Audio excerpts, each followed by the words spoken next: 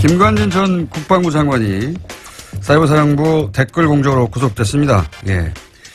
이 사안이 여기까지 오는 데는 내부 고발자의 폭로, 그리고 그걸 최초 보도한 지금 파업 중인 KBS 기자들에 의해서죠. 예. 오늘 두 분을 동시에 모셨습니다. 사이버사령부 530 심리전단 김기현 전 부이사관, 그리고 이 사안을 최초 보도했지만 KBS가 파업 중이라 저희 방송에 나와서 이 사안을 보도했던 KBS 이재석 기자 나오셨습니다. 안녕하십니까? 네, 안녕하세요. 안녕하세요. 마이크를 좀 가까이 대주십시오. 네, 너무 멀리 떠나셨어요, 마이크로부터. 자, 우선 부의사관님께 제가 여쭤보겠습니다. 네네, 말씀하십시오. 네, 본인의 직속 상관이었으니까. 네. 당시는 이제 국방부 장관이었죠. 예. 네, 맞습니다. 국방부 장관 그 직할 부대였는데, 사이버사령부가, 그렇죠? 네, 예. 맞습니다. 거기서 이제 사실상 단장 역할을 하셨다고. 예. 제가 이제 부단장 역할. 부단장 역할을 하셨고. 예. 예. 김관진 전 장관은 어떤 사람입니까? 제가 과거에 참여정부에서는 예. 상당히 강직하고 원칙 있는 군인이었다. 분이었다고 제가 그렇게 알고 생각하고 있고. 봤습니다. 예. 그러면 김관진 전 국방부 장관을 쭉 상관으로 지켜보신 분으로서 네. 지금 현재 이제 국면이 이렇게 되고 있지 않습니까? 김관진 전 장관이 단독으로 이 사이버사령부 댓글 공작을 하였다는 게 이명박 전 대통령 측의 주장이고, 김관진 전 국방부 장관은 아니다, 이명박 전 대통령이 지시하였다, 이렇게 지금 갈리고 있지 않습니까? 네. 본인이 겪어본 김관진 전 국방장관의 경험에 비추어서 보자면 어떻습니까? 이게 단독으로 하실 분인가요? 그 당시 정황으로 봐서는 제가 네. 우리 일부 요원들이 네. 장관님을 보호하지 않고 네. 제가 초대 사령관에서부터 일부 요원들이 청와대를 네. 왔다 갔다 하는 그 정황을 봤습니다. 그러니까 장관에게 보고하지 않고 직접 청와대로 가는? 네. 그래서 내가 한마디 했죠. 우리는 장관 보호하지. 네. 이렇게 우리가 함부로 기능부대가 청와대를 왔다 갔다 하는 건 안 된다. 그리고 나서부터 이제 지휘체계가 변경이 되고 나서부터. 지휘체계가 어떻게 변경됐습니까? 그러니까 최초에는 국방정보본부의 지시를 받다가 네. 2011년 7월 1일부로 네. 장관 직속으로 지휘체계가 변경됐어요. 예. 그때부터 아마 장관님께서 관여한 걸로 제가 알고 있습니다.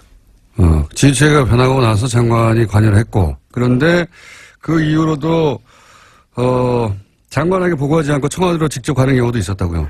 그렇죠. 그 예. 이전에는. 그 이전에는? 네. 아하.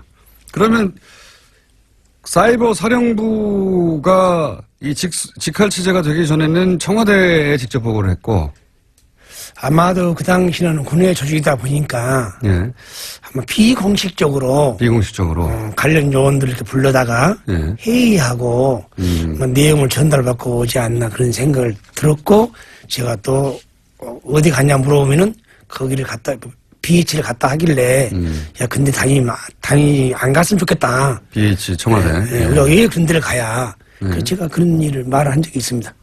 그러면 그런 거 이외에 이 댓글 작업이 청와대 쪽으로부터 내려온 지시라고 생각했던 정황이 또 다른 게 있나요? 국감에서도 봤지만은. 인력 충원 문제요? 인력 충원 문제 떠나서 뭐 홍보수석한테, 홍보수석이 국방부 정책실장한테 이렇게 오다를 줬다고 하는 말이 국감에서 나오더라고요. 그래서 그것을 국감에서 어느 국회의원이 하는 말을 듣고 그동안 청와대를 다니고 왔다 갔다 하는 내용 정황을 봤을 때 아마 청와대 오다가 있지 않았나 하는 생각이 듭니다. 그렇군요.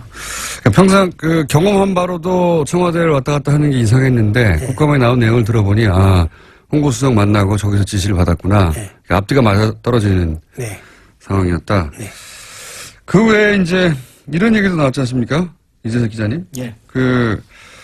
인력을 요청하면은 예산을 승인하기까지 한 3년 걸리는데. 네네. 예. 그리고 승인이 나도 한 10명 수준인데, 뭐, 70명이 한꺼번에 이렇게 짧은 시간에 승인나는 게 애초에 불가능하다. 뭐 이런 얘기 나왔지 않습니까?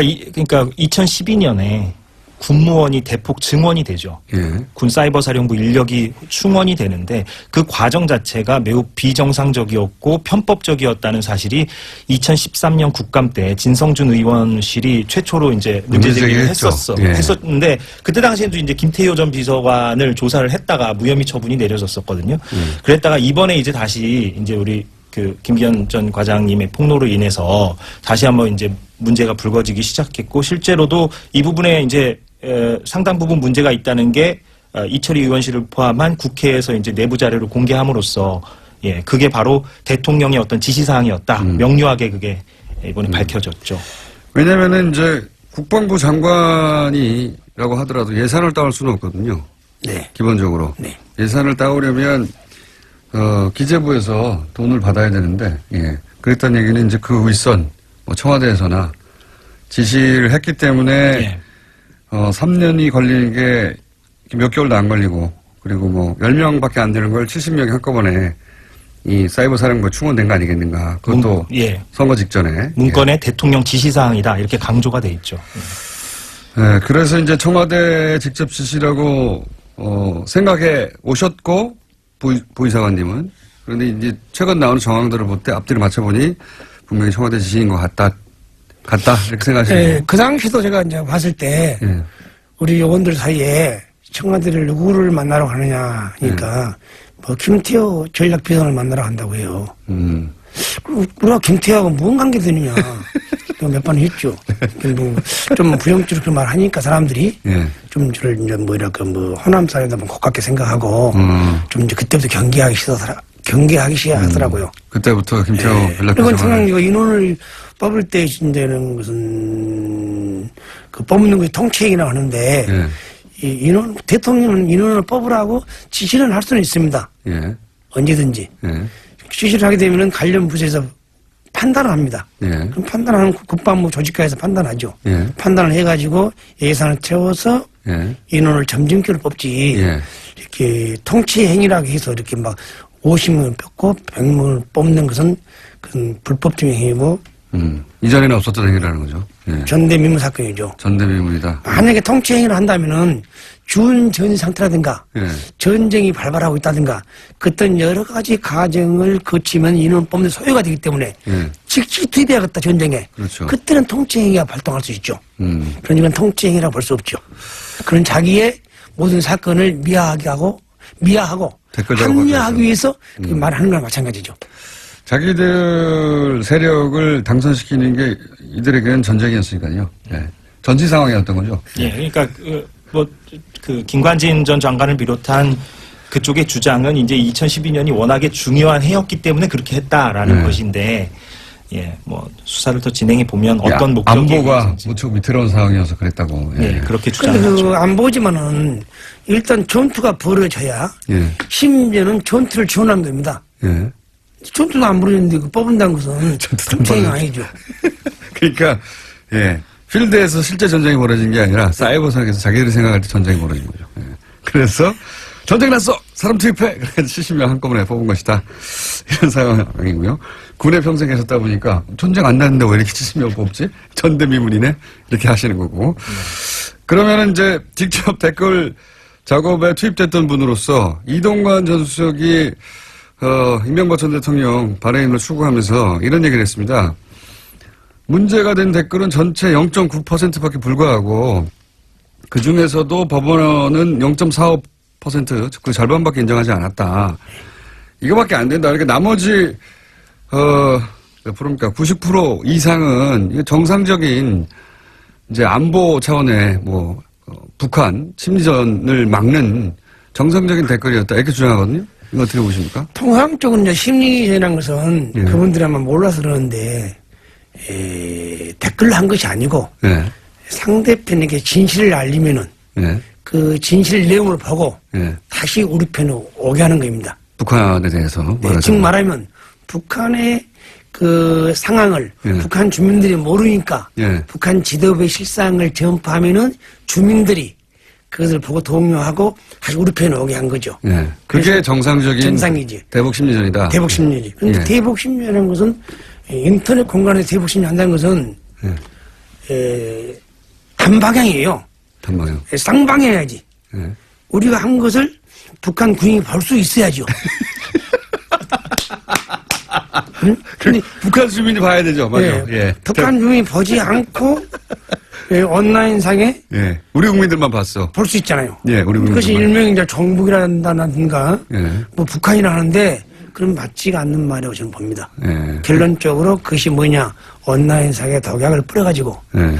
우리의 그 국민들의 기본권이 침해되고 알 권리를 판단을 흐리게 하고 하기 때문에 그런 통치 행위야 볼 수 없습니다. 그러니까 0.45%가 아니라 댓글 작업 전체가 사실은 정상적인 대북 심리전이라면 북한 주민들이 보도록 북한이 접속하는 인터넷 사이트나 가서 해야 되는데 우리는 다 그냥 이 인터넷 게시판에서 했기 때문에 자국민을 상대로 한 모든 댓글들이 정상적인 댓글이 아니다. 그러니까 그 홍보수석이 말한 것처럼 0.45% 문제가 아니고 그 당시에 수사를 올바르게 했고 정상적으로 수사를 했더라면 0.4% 나오지 않습니다. 얼마나 나옵니까? 경험상. 통상적으로는 그 수사를 하실 때 그 진보 보수 사이트를 주로 이제 수사를 했죠. 예. 네이버 같은데 그러나 나도 댓글을 했지만은 주로 이제 진보 성향 사이트 많이 하죠. 아, 오히려. 예. 그러니까 진보 사이트는 결론적으로 대통령을 편안하고 그 정책을 편안하기 때문에 그 반대를 안 하기 위해서 다음 그런 사이트에 많은 포탈 중에는 다음을 주로 작업을 했고 커뮤니티도 기본적으로 이제 진보적인 성향을 띠는 커뮤니티에 가서 작업을 했지 이렇게 그 지난 정권에서는 희한하게도 네이버의 댓글들은 보수적인 댓글이 많았죠. 그것도 좀 의심스럽습니다. 의심하십니까? 예. 예. 그러니까 이제 그 홍보수석관님도 그렇게 지금 한 강요로서 국무위원으로서 구속된 상태에서 그 해외 출장 가면서 공항에서 뭐 성명을 발표한다는 것이 좀 부적절하고 0.45%는 못하고 10%는 뭐합니까? 네, 그렇죠. 총을 들고 싸운 군부대에서 그 했다는 게 수치스러움이고 더 나가서 헌법유리 행위 아닙니까? 그것도 아직 모르는 상태를 보니까 아직 멀었어요. 아직 멀었어요. 그러니까 지난번에 제가 뉴스공장에 출연해서도 전해드린 바가 있는데 그 다음 진보적 성향이 상대적으로 강한 다음 사이트가 그 댓글 요원들의 주 활동 무대였는데 그 다음에서 사용했던 아이디는 다 제출하지 않았었다. 그렇죠. 네이버 아이디만 제출했었다라는 소식을 제가 전해드린 바가 있었거든요. 그렇죠. 그러니까 그때 당시에 수사가 얼마나 부실 수사였고 증거가 인멸되었던가를 알 수 있는 단초가 되는 그런 에피소드죠. 그러니까 2014년 국방부 자체 조사가 부실 수사였다는 게 판명이 된 상황에서 문제가 된 댓글이 0.9%다라고 얘기하는 것은 조금 뭐랄까요. 그러니까 2막이 진행되고 있는데 1막 가지고 얘기하는 어떤 그런 상황이라고 할 수가 있는 거죠. 1막은 이제 보수 정권이 집권하고 있을 때 어떻게든 이 사안을 특수화하려고 했을 때 내용이고 지금 말씀하신 내용은 포털만 따지더라도 포털만 그렇죠. 다른 커뮤니티는 아니고 네이버는 희한하게도 댓글이 이제 보수적인 댓글이 많이 달려 있었는데 그것도 뭐 작업이었다고 의심하는 사람도 굉장히 많습니다. 근데 다음은 상대적으로 진보적인 댓글이 많이 달렸는데 그래서 작업을 적어도 사이버 사령부에서는 다음에 가서 했다 주로. 본인도 혹시 다음에서 여러 가지 작업하셨습니까? 네, 했습니다. 저도 닉네임이 소나무, 다금바리, 휘발유 등등 있습니다. 참 부끄러운 일이고 한숨스러운 다고 저는 생각하고 있습니다. 지금. 왜 다금바리로 정하셨어요? 좀 은폐하게 해서요. 그러면 그 요원들은 다 이런 아이디어를 여러 개 갖고 있었겠네요. 제가 그렇게 가지고 있으면은 작전 요원들은 상상해보면 알 수 있죠. 부단장도 아이디어를 여러 가지 갖고 있었으니까 작전 요원들은 훨씬 더 많이 갖고 있었겠네요. 그러면 그런 아이디어를 돌려가면서 이제 주로 뭐 정권에 대해서 비판적인 글이 있으면 반대를 누른다든가 아니면은 거기 반박을 한다든가 그런 작업을 하는 거죠. 통상적으로 이제 제가 이제 그 IT나 그 인터넷을 보니까 예. 낮에는 이렇게 발표를 해도 예. 주로 이렇게 댓글 다는 사람들이 여론이 형성이 안 돼요. 예. 우리 이제 그 젊은 사람들이 예. 퇴근하고 나서나 퇴근하고 나서 이제 예. 밤에 일과 후에 밤에 이제 예. 그런 이제 댓글을 많이 다는데 예. 통상 우리 오늘도 예. 퇴근 후에 퇴근 후에 집에 가서 집에 가서 댓글을 다는데 그것이 일명 자가 대응 작전이라고 부르죠. 자가 대응 작전. 일과 후에 자가 대응 작전. 예. 그것도 매뉴얼이 있습니까? 자가 대응 작전도? 메뉴라는 분은 이제 그 중앙 그 시스템에서 움직이는 거죠. 예. 지금은 뭐 본인이 하고 싶어 한 것이 아니고. 아, 어떤 기사를 주로 공략하라 이런 게 있습니까? 아니, 이제 오늘 기사에 증명하면 제주 해군기지가 예. 건설 반대에 오늘 내부는 방송에 나왔다. 예. 그러면 뭐 제주 해군기지 반대 뭐는 한 사람은 뭐 정부, 예. 뭐 찬성은 좀 적잖아요. 예. 그러다 보면 이제 처음에 최초 기사에 반대가 90, 예. 찬성이 10. 예. 그러면 이제 우리한테 밤에 가서 예. 이제 그 지시위에서 예, 지시위에서. 별 몇 개씩 달라붙으시 이제 그래서 더 그 90, 10을 거꾸로 이제 거꾸로 하죠. 반전시킨다. 반대시키지. 그러면 예. 이제 아침에 취합해서 예. 이제 보고하죠. 아, 이렇게 여론을 바꿔놨다고. 네, 그래서 밤 사이에 여론을 바꿔놨다는 결과를 예. 청와대에도 보내고 김관진 당시 국방장관에게도 보내고 합참의장에게도 보내고 지금 정책실장에도 김관진 전 장관과 함께 구속된 정책실장에게도 보냈다는 거죠. 날마다. 예. 예. 오늘은 여기 찬반을 바꿔놨습니다. 이런 걸 다 일일이 보고 해요. 그러니까 이제 그 일일이 본 게 아니라 예. 이제 저 뭐야 저 보도 언론 보도 나와야죠. 예. 어쨌든 표로 만들어서 이 보고서 기사- 만든 거죠. 보고서로. 예. 이 기사는 애초에 찬반이 얼마였는데 밤새 작전을 무슨 작전이요? 자가 대응 작전을 해가지고 예. 그렇게 반대 예. 90%에서 다운 예. 20%, 예. 찬성 10%에서 80%. 그렇게 이제 그걸 군인 수치를 하는 거죠. 그걸 매일매일 했다는 거죠.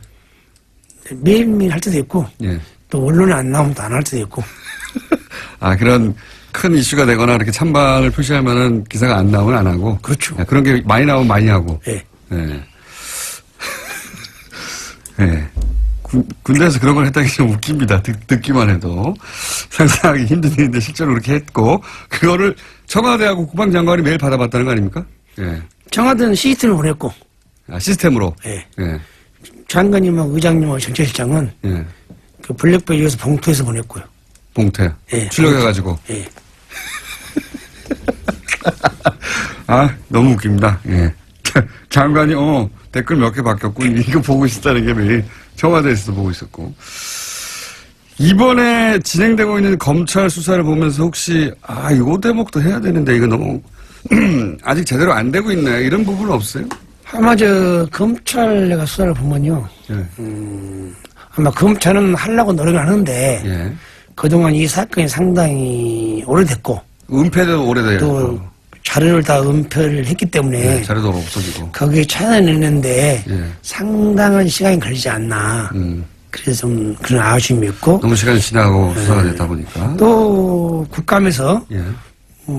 사령관 와가지고 예. 댓글을 다뤘냐고 여쭤보니까 예. 정치는 간행을 안 했고 정책 홍보는 했다고 하더라고요. 정청. 그런데 어떻게 보면 우리 국민들은 어떻게 또 맞아 들어가요. 예. 뭐, 그럴듯하게 들립니다. 말은. 군 관련 부대에서 예. 정책을 홍보한단 말은 예. 그야말로 어불성설이고 헌법 유리 행위죠. 예. 정책 홍보란 건 통상적으로 정부 조직부에 있건 부처에서 예.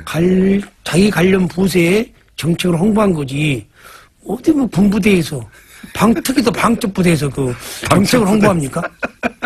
응? 응? 맞습니다. 예. 아니 청와대 정책을 왜 방첩부대에서 홍보하느냐? 예. 각 부처 할 일이 있는데 방첩부대에서 그것도 북한을 상대로 심리전을 하라고 하는 부대에서 왜 정책 홍보를 하느냐? 맞는 말씀이시고요. 이재석 기자 입장에서는 혹시 이 부분을 수사를 검찰이 해야 되는데 아쉽다 이런 부분 없습니까? 그러니까 지금 기무사 부분이 좀 핵심적인 부분인 것 같습니다. 기무사? 그러니까 사이버 사령부는 지금 김관진 전 장관하고 그 정책실장도 구속이 됐기 때문에 수사에 좀 더 속도가 붙을 것으로 보이는데 물론 이제 관심사는 청와대, 특히 이제 이명박 전 대통령까지 갈 수 있느냐 이제 이 부분이겠죠. 그런데 이제 최근에 언론 보도를 보면 기무사에도 댓글 부대가 만연해 있었다는 거 아니겠어요? 그러니까 기무사는 더 직접적입니다. 대통령 직속이기 때문에. 그렇죠. 국정원처럼. 여기는 국방부 직속이라고 하죠. 그래서 송영무 국방장관 체제가 얼마나 이제 개혁 의지, 군 개혁 의지가 있느냐 없느냐를 판가름할 수 있는 그 기준 가운데 하나가 바로 이 기무사 댓글 부대에 대해서 국방부 TF팀이 얼마나 실체를 밝힐 수 있느냐. 이 부분이 좀 관전 포인트가 될 것 같습니다. 기무사는 말하자면 군의 국정원과 같은 곳이라 그 국정원은 지금 TF가 들어가서 열심히 서버 차원에서 뒤지고 있는데 기무사는 그런 작업을 없기 때문에 쉽지는 않을 것 같아요. 여기는. 예, 그리고 이 말씀 나온 김에 말씀드리자면 국정원은 지금 개혁위원회가 정기적으로 발표를 하거든요. 자기들의 조사 결과를. 그런데 국방부 같은 경우는 지난번에 1차 중간 조사 결과를 추석 연휴 때 발표하고 막 그랬어요. 그러니까 조금 뭐랄까요. 그러니까 언론의 노출 빈도도 좀 적고 그러다 보니까 좀 이렇게 제보가 좀 잘 안 들어가고 선순환이 안 이루어지는 그런 측면도 있는 것 같습니다. 그리고 이제 군이다 보니까 더 은폐되고 있는 것 같은데.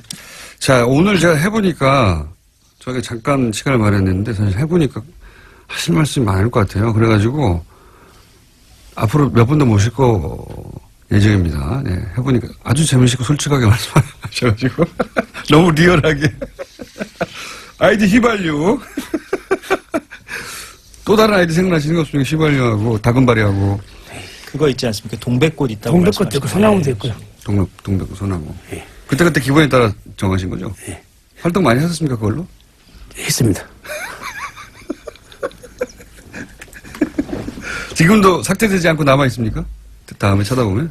저는 이제 그때 그 이후로 엄청난 고통을 받았어요. 제가 제보자를 말려가지고 그래서 국방부 장관이 대변인이 나를 발표해요. 사찰 문건을 가지고 김경희가 장관도 못 오가고 장관을 못 오겠다. 10년 다녀도 못 오겠고 상관 모욕죄로 모욕. 그 모욕죄를 가는 것도 기소를 해요. 군검찰에. 군검찰에 기소를 해가지고 기소 한 건을 줬습니다. 네. 국방부 대변인이 정례 브리핑을 합니다. 정례 브리핑을 하다 보니까 그 방송 내용이 전국으로 다 나갑니다. 그런데 살아온 그 김기현이가 참 청렴결백하고 얼박을 했고 가정에서 교육도 잘 받은 애라고 정평이 나 있는데 그런 보도가 나가니까 저희 집사람들이고 저희 가족들이고 아주 큰 실망이 있었고 참지 못한 고통이 있었죠. 그러다가 이제 그것이 내가 아주 합병이 나고 그 사무실에 가면은 제보자가 픽픽 웃어요. 제보자들하고. 응? 난 제보는 안 했다 내가. 난 제보자 누군지 안다. 잡았어요. 잡았어요. 누군지 그 현역했죠.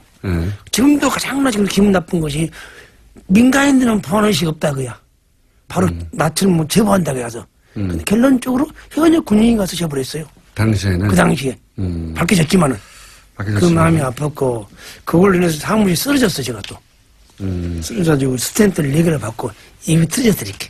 아 그러시네. 예, 그래서 고통을 많이 받고 나왔는데 이제 좀 진실이 밝혀져가지고 그나마 요새 술을 많이 안 먹고 평온한 하루를 보내고 있습니다. 그게 바로 그 누구냐 제 생각만 갖고 있는 것을 나만 가지고 있으면 뭐합니까?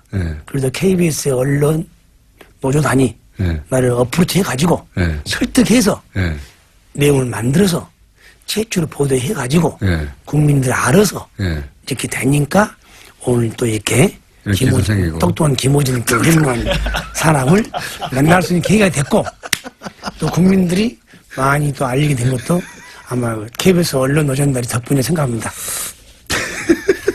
방송을 진행하셔도 될 것 같은데 KBS 이게 사실 KBS 뉴스에 나갈 내용이거든요. 근데 KBS가 뉴스를 안 내보이니까 KBS가 망가져가지고 지금 KBS 기자들이 파업을 하면서 다른 방송국에 가가지고 지금 이 내용을 보도하고 있거든요. 네.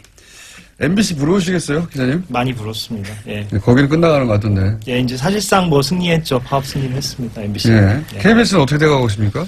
여전히 뭐 고대영 사장은 버티고 있고요. 그래서 저희가 뭐 사기가 떨어지거나 이런 건 아니고 시간은 우리 편이라는 걸 알기 때문에 저희가 계속 뭐 끝까지 고대영 사장 나갈 때까지 싸울 예정입니다. 방송법이 통과돼야 본인은 방송법에 의해서 사임하거나 하겠다고 하는데 예. 이게 의도가 뭡니까? 한마디로 꼼수라고 저희는 판단하고 있습니다. 왜냐하면 방송법이 통과되고 그게 시행되려면 사실상 뭐 6, 7개월 더 걸리거든요. 고대영 사장 임기가 내년 말까지입니다. 사실상 임기를 채우겠다는 얘기죠. 거의 다 채우겠다. 예. 본인은 사임하지 않겠다 이거죠. 예. 그래서 KBS, MBC는 이제 이제 파업 초래가 돌아갈 것 같은데 KBS는 어떻게 해요 이거? 계속 해야죠. 예, 저희는. 예전에 MBC 2012년에 총파업할 때만큼 길게 갈 것 같은데요. 최대한 하여튼 줄여보도록 하겠습니다. 예. 덕분에 TBS는 장사를 잘하고 있습니다. KBS 9시 뉴스에 계속 나갈 내용이 거기를 못 나가니까 여기 나와서 김기현 전 부의사관과 함께 듣기 힘든 이야기 듣고 있는데 오늘 준비한 시간 이렇게 재밌을 줄 모르고 좀 짧습니다. 한 번 더 오시죠. 아니 2번 더 오시죠. 네, 여기 있습니다. 불러주면. 왜냐하면 저희가 아직 할 게 많거든요. 예. 의문사 문제도 있고, 양심 선언을 하겠다고 했다가, 네. 교통사고를 갑자기 당하신 부하 얘기도 있지 않습니까? 네네. 그거를 이제 그때 무슨 일이 있었는지 자세히 아시는 분이니까 그 전후 과정을. 네, 알죠. 그쵸. 예. 그 얘기 저희가 다음 시간에 한번 여쭤볼게요. 예. 오늘은 하실 시간이 없으니까 시작하시면 안 됩니다. 그럽니까? 시작하시려고 그러는데.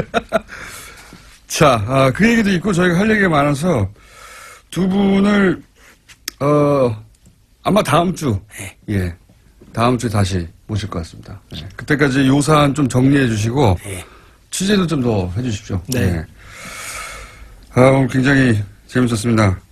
사이버사령부 530 심리전단 소속의 김기현 전 부의사관님, 그리고 KBS 이재석 기자였습니다. 감사합니다. 고맙습니다. 네, 감사합니다.